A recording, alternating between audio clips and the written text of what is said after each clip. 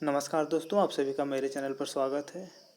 आज हम लोग भौतिक विज्ञान फिजिक्स यानी चैप्टर ऊष्मा एवं ऊष्मागति को पढ़ेंगे। आज हम लोग जो प्रश्न को प्रैक्टिस करने वाले हैं दोस्तों, वो सभी भर्ती परीक्षाओं में पूछे गए हैं, जो MPPCS, PCS, लोअर PCS, समीक्षा अधिकारी, सहायक समीक्षा अधिकारी, रेलवे, NTPC, UPSSC, जो हमारे लिए बहुत ही महत्वपूर्ण है। पहले हम लोग आज कुछ फैक्ट देख लेते हैं। हम लोग देखेंगे सेल्सियस पैमाना। तो सेल्सियस पैमाने पर जो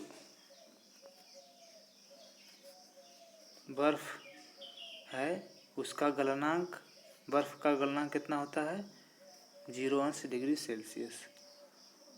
और जल का क्वथनांक कितना होता है सेल्सियस पैमाने पर? जल का क्वथनांक कितना होता है दोस्तों? 100°C।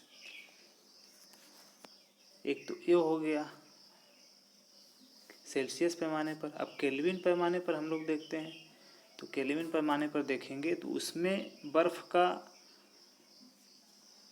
जो गलनांक है वो क्या है दोस्तों? 273 केल्विन। और जल का क्वथनांक कितना होता है? 373 kelvin.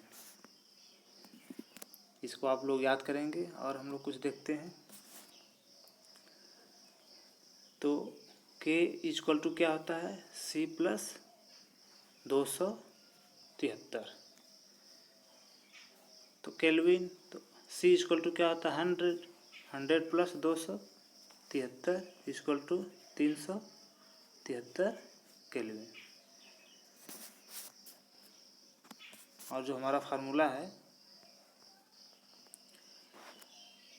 C/5 equal to F minus के 32/9। ये फ़ारेनहाइट और सेल्सियस में संबंध को बताता है। आइए दोस्तों, पहले क्वेश्चन को हम लोग देखते हैं। संवहन द्वारा ऊष्मा का स्थानांतरण हो सकता है गैस एवं द्रव दोनों में। अगले प्रश्न को देखते हैं हम लोग। भाप से हाथ जब जलता है तो अधिक जलन होती है और उबलते जल से कम, ऐसा क्यों होता है? प्रश्न 3 को देखेंगे। तो भाप में गुप्त ऊष्मा क्या होती है दोस्तों? अधिक होती है। अगले प्रश्न को देखेंगे हम लोग।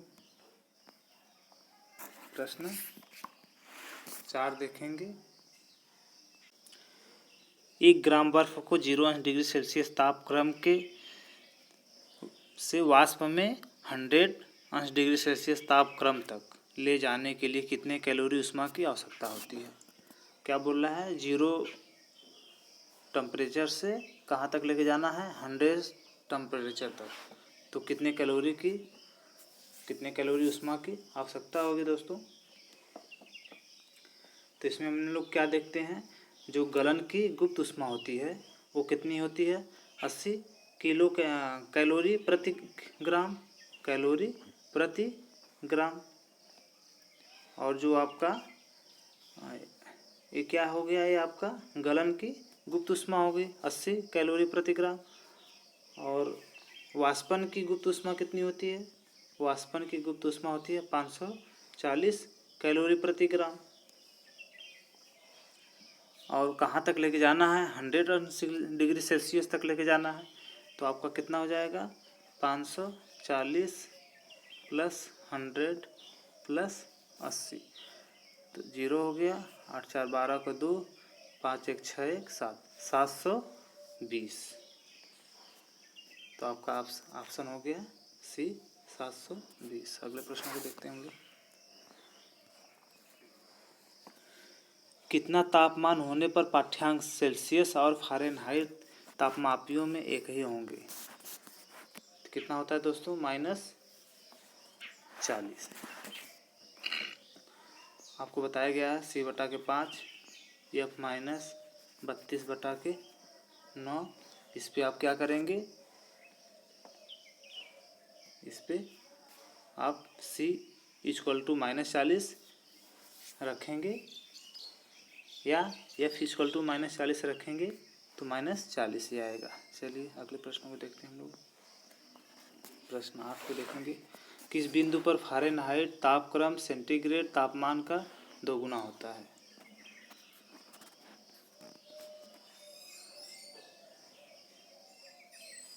तो ऑप्शन डी 160 डिग्री सेल्सियस। दोस्तों वही फार्मूला C/5 एफ -32/9। तो क्या बोल रहा है, फ़ारेनहाइट तापक्रम सेंटीग्रेड तापक्रम का दोगुना होता है। तो आप एफ इक्वल टू क्या रख देंगे, 2C रख के आप फार्मूले को निकाल सकते हैं। अगले प्रश्न को देखते हैं। प्रश्न 9, एक स्वस्थ मनुष्य के शरीर का ताप होता है, कितना होता है दोस्तों, 37 डिग्री सेल्सियस। अब इसको हम लोग फ़ारेनहाइट में देखेंगे तो कितना आ जाएगा, 98.6 फ़ारेनहाइट।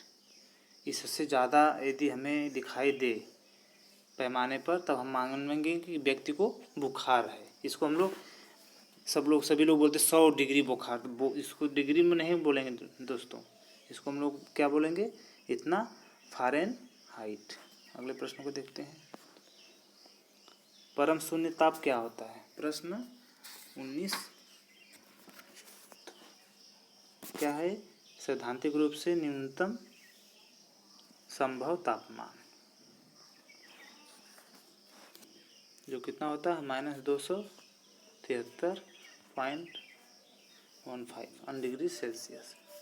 अगले प्रश्न को देखते हैं हम लोग। गर्म करने से विस्तारण, प्रश्न 20। तो क्या होता है, पदार्थ का घनत्व घटा देता है।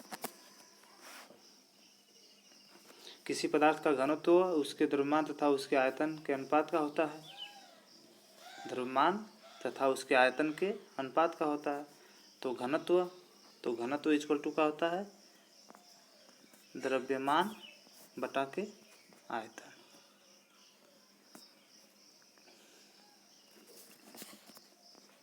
अगले प्रश्न को देखते हैं। जब बर्फ पिघलती है तब क्या होता है?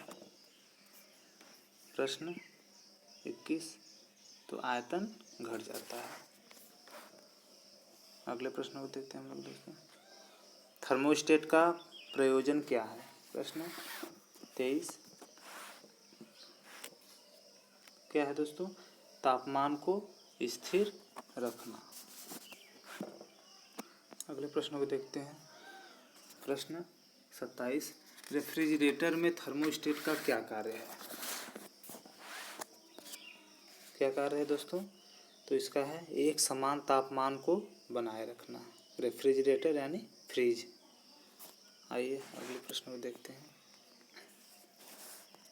प्रश्न 28। रेफ्रिजरेटर में खाद्य पदार्थ ताज़ा रखने हेतु सुरक्षित तापमान कितना होता है? तो कितना होता है दोस्तों, 40 डिग्री सेल्सियस।